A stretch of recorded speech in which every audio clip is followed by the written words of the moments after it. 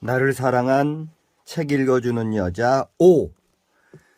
첫 대면이라면 당연히 얼굴부터 봤어야 할진데 그녀가 가슴팍에 안고 있는 흰 보따리에 먼저 눈이 갔다. 하얀 보자기로 씌어져 묶은 상자였다. 죄송합니다. 또 죄송하다는 그녀에게 몸을 돌려 일어나 마주섰다. 내 어깨에도 미치지 않는 자그마한 키의 여자가 한 발 물러서더니 또 그 죄송합니다를 난 예의랍시고 알고 있는 몇 안 되는 일본어로 대답했다. 다이조부 데스. 괜찮습니다가 적절한 대답인진 모르나 얄부스름한 일본어로 궁색하게나마 예의를 가졌다. 하지만 일본녀는 나의 일본어 대응을 옅은 웃음으로 무시하곤 꽤 유창하다 싶을 정도의 한국말로 물었다. 제가 어딘가를 찾고 있는데 전혀 알 수가 없어서요. 여기 오면서 여러분께 물어봤지만 다 모르시다고 합니다. 제주도에선 나도 이방인인데 고개를 절로 좌우로 흔들다가 그래도 하며 찾고 계신 곳이 어디냐고 물었다. 손에 쥐고 있던 쪽지를 보며 또박하게 발음하려 애썼다. 에삐리바당. 듣자마자 고개를 좌로 돌려 앞바다를 쳐다봤다. 흰 모래나 검은 몽돌이 깔려있다거나 낭떠러지 직벽 아래 바다로 익숙한 다른 해안과는 달리 매우 날카롭고 울퉁불퉁한 검은 바위들로 덮여있는 해안이 눈에 들어왔다. 저곳을 이 동네 어른들이 에삐리바당이라고 불렀고 지도나 여행 안내 책자 어디에서도 찾아볼 수 없었던 이름이었다.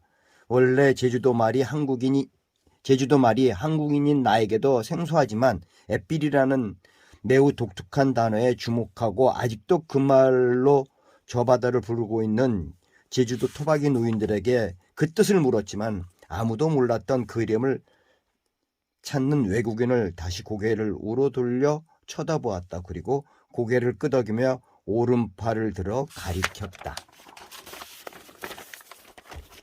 저기입니다. 저 바다입니다.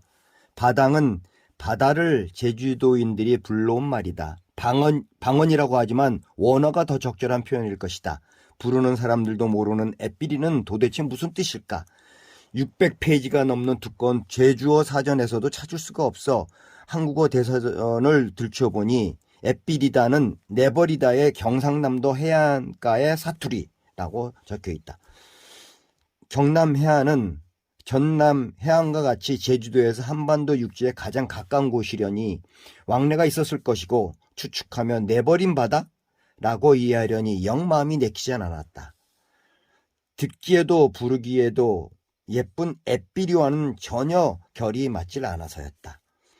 배로도 드나들 수 없는 쓸모없는 해안 앞에 바다라고 여겨 옛부터 이렇게 불러왔던 것일까. 하지만 굳이 뜻으로 밝혀 느낌을 해주고 싶지 않아 그저 어린 소녀 같은 이름의 에삐리 바당으로 기억하고 있던 서귀포 남원 앞의 옛 지명이었다.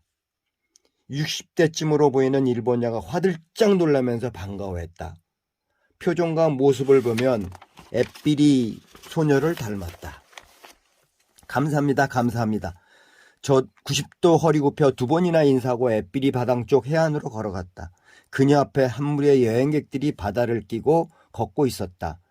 습관이 돼버린 자연스러운 손짓이 스케치를 했다.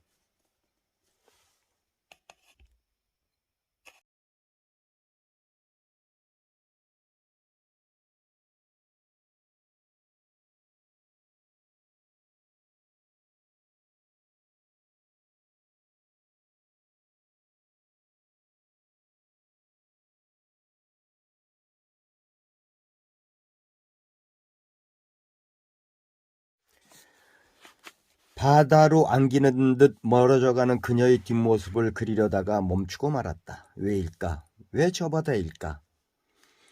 더구나 일본 여자가 제일 교포인가?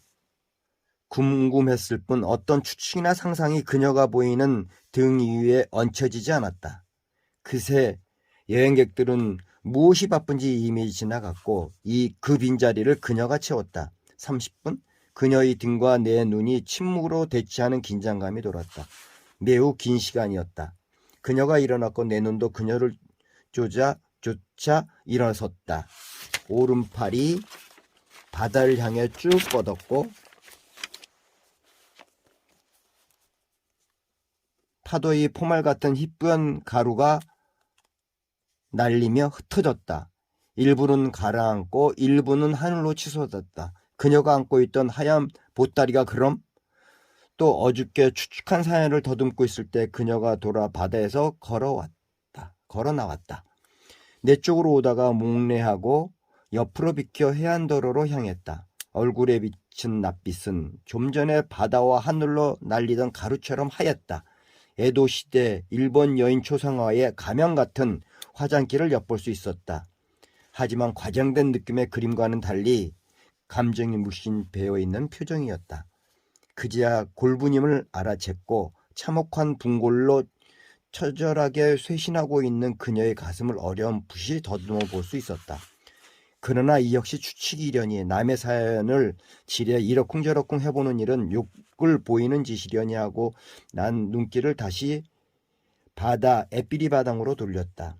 공허한 바다가 거울인 양 내비쳤을 내 모습은 빗머리로 멍 때리고 있을 얼굴을 하고 한참을 쪼그려 앉아 있다가 여느 때와는 달리 해가 지고 어두워져서야 집으로 돌아왔다.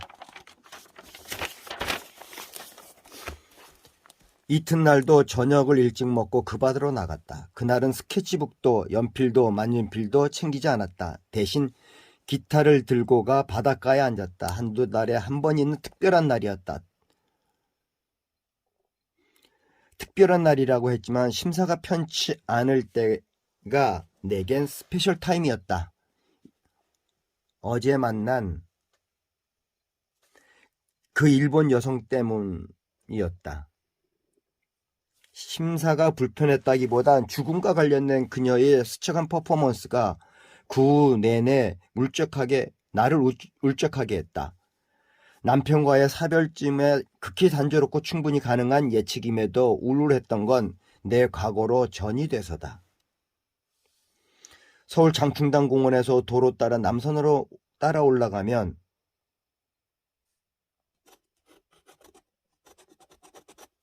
자유센터가 있었다. 그곳에서 대학생들을 위해 북한 관련 강의가 3일간 마련됐다. 이틀은 이곳에서 강의를, 마지막 날은 휴전선으로 현지 답사를 갔다.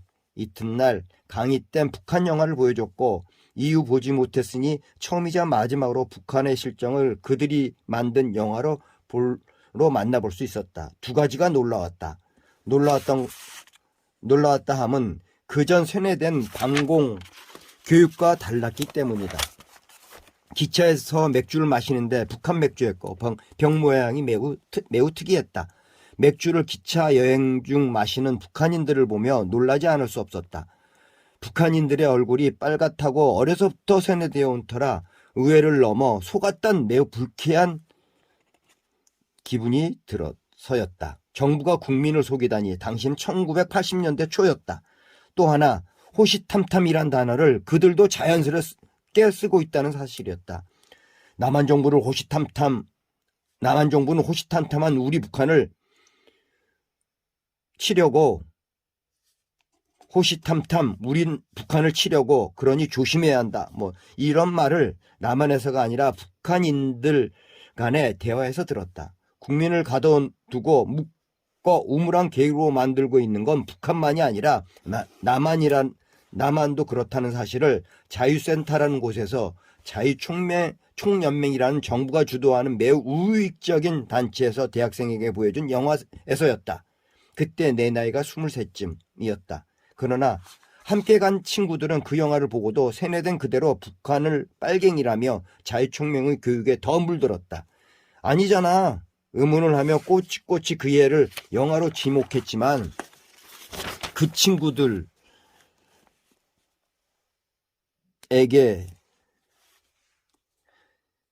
있어 세뇌의 힘 속에서 의아하거나 의심한다는 것부터가 부도덕하고 잘못이었던 것이다. 것이다. 일행은 장충당 공원 앞에 족발집으로 들어갔지만 난 더 함께 있고 싶지 않았다. 집은 신당동에 있어서 장충동과 약수동을 지나 30분쯤 걸어가면 된다. 앞에 강의를 같이 들었던 여학생이 걸어가고 있었다. 그녀는 강의 때도 혼자였다. 숫기가 없던 나는 일부러 뒤쫓는 것 같아 발걸음을 재촉해 그녀를 앞장서 지나쳤다. 다음 날 휴전선 철책과 땅굴 답사로 우리를 태워다 줄 버스에 올랐다. 그녀가 먼저 와 앉아 있었고 옆자리가 비어 있었지만 나는 지나 다른 좌석에 앉았다. 옆에 앉을까? 망설이는 10여 분 사이에 다른 여학생이 그녀 옆 내가 호시탐탐 노리던 그 자리를 차지했다. 답사를 끝내고 자유센터로 돌아와 버스에서 내렸지만 장충당 공원 안을 걷고 싶었다. 이모군란 이후 희생된 양반들을 위해 세워졌다는 장충단비 앞에 섰다. 고종의 아들 순종이 글씨를 썼고 뒷면에 그 비를 세운 민영안의 기념사가 박혀 있었다. 절로 내 입에서 욕이 나왔다. 씨발놈들 이러니.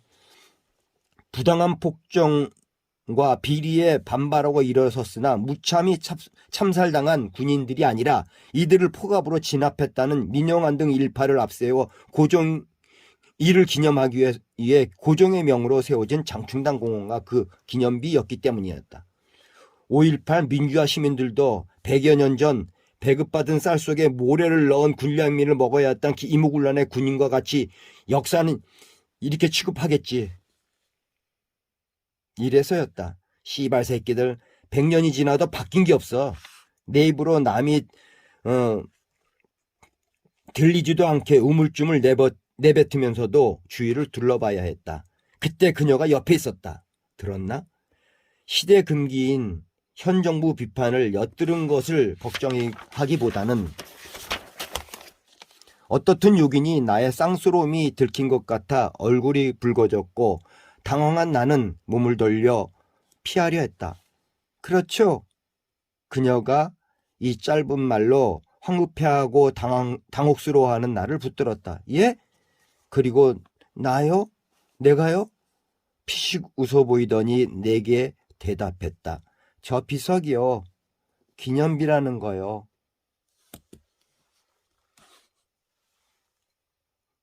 또 듣겠습니다.